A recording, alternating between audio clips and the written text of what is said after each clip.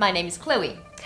I hope that you've enjoyed learning about Sima Qian and the story behind the phrase, read 10,000 books, walk 10,000 miles. Today we're going to be breaking down the important aspects of the story, and then we are going to look at how we can create a summary of it in English to make it easier to understand and explain. After that, I'm going to have a conversation with my good friend, Quenna, about the text. So, Quenna, for those that haven't met you before, please could you give us a little introduction about yourself? Okay, hi, my name is Quenna.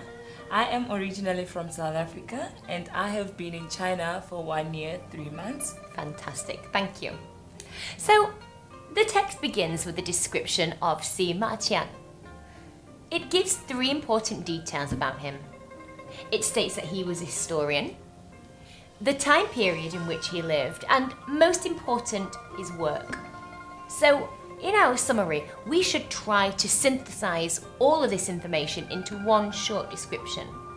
A good way to do this would be to say, Sima Qian, the Han Dynasty historian and author of the historical records. The next thing we need to consider is the circumstances. He had been in the capital Chang'an for 2 days when his father invited him into his study. Then we need to focus on why he did this. Well, it was so he could ask Sima Qian about which books he had read. So if we were to try and put that together, we could say something like, shortly after arriving at the capital, Sima Qian's father invited him into his study to inquire about his reading habits. Next, we should give a short account of the exchange between Sima Qian and his father. The text gives us a list of many of the great books that he had read and states that he knew many of them off by heart. In a summary, we don't need to give as much detail as in the text, so we could summarize this to be, he had read and memorized many of the classics. Next, we can look at his father's reaction. The text tells us 2 things. The first thing is that he was pleased with Sima Qian and also told him, you are still a long way from being an excellent official historian. So we could say something like, although he was pleased with this answer, his father told him he still had a lot of work to do. Then finally, we should finish our conclusion with the moral of the story. Sima Qian's father told him that he needed to go out into the real world to gain the experience that he needed. Now let's try and summarize that briefly. The story is about Sima Qian, the Han Dynasty historian and author of the historical records, and a discussion he had with his father. Shortly after arriving at the capital, Sima Qian's father invited him into his study to inquire about his reading.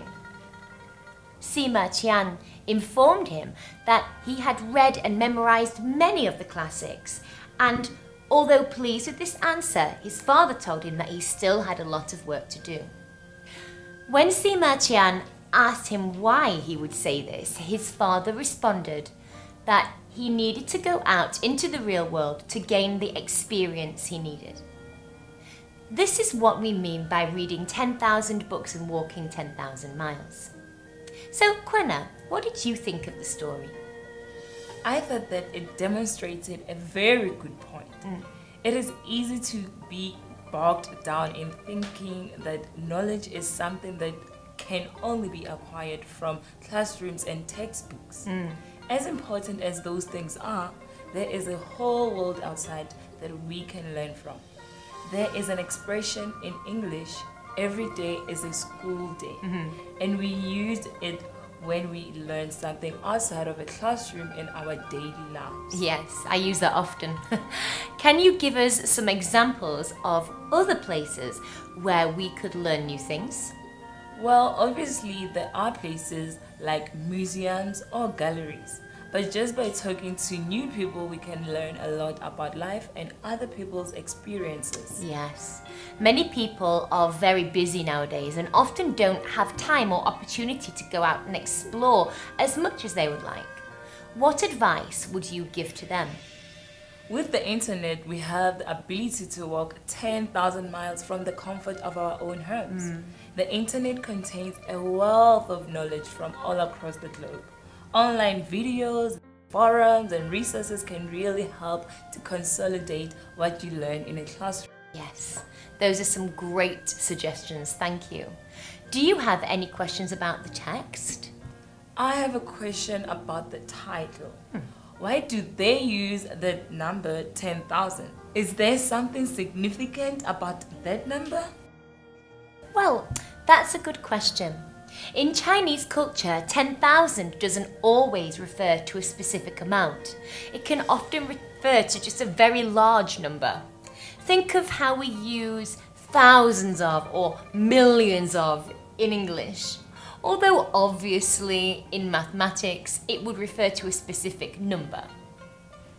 Another thing I'd like to ask, could you tell me more about his book, The Historical Records? Yes, it is one of the most important and famous history books in China. It was written around the 2nd to 1st century BC and records the history from the Yellow Emperor in the 3rd millennium BC all the way up until the time of Sima Qian. That's a long time period to cover in one book. Yes, the entire work is actually comprised of 130 volumes covering emperors, important events, and some of the most prominent figures. It's still widely read to this day. 130 volumes? I know. Nah, that truly is an impressive feat. Yes. Can you think of any examples in Western culture that show some of the characteristics that we have seen in this story? The Diaries of Samuel Pepys was a great example of someone who used his own experience to record history. He was born in 17th century England and kept detailed records of many events.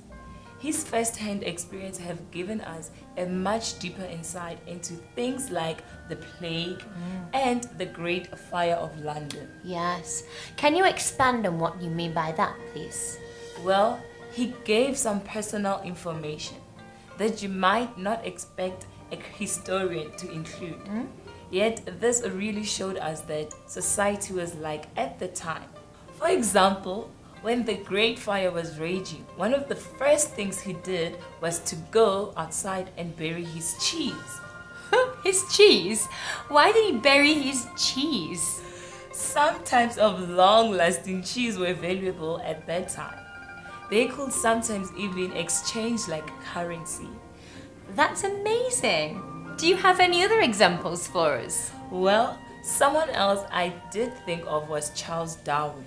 Oh yes, I think most people know something about Charles Darwin. Why would you choose him?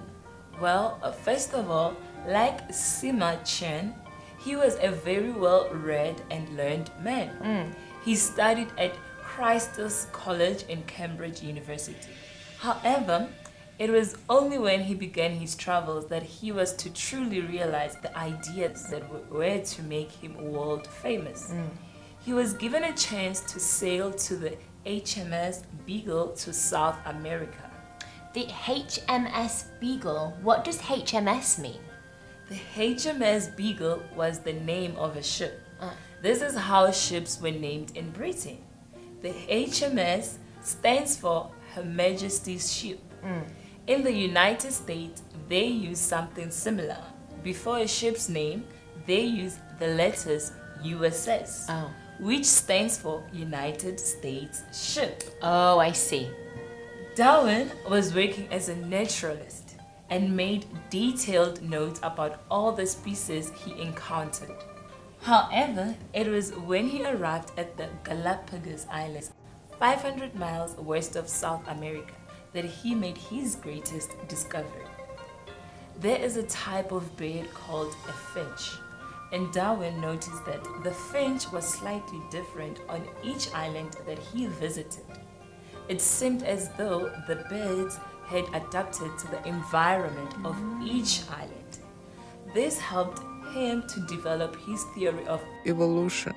and to write his famous book on the origin of species. Okay, so he definitely wouldn't have been able to write this book were it not for his experiences. Definitely not. Right. Well, thank you so much for all of that information. I've learned a lot today. Every day's a school day, Kwana. Yes, it is. So it's going to be a goodbye from me. And a goodbye from me. Bye-bye. Goodbye.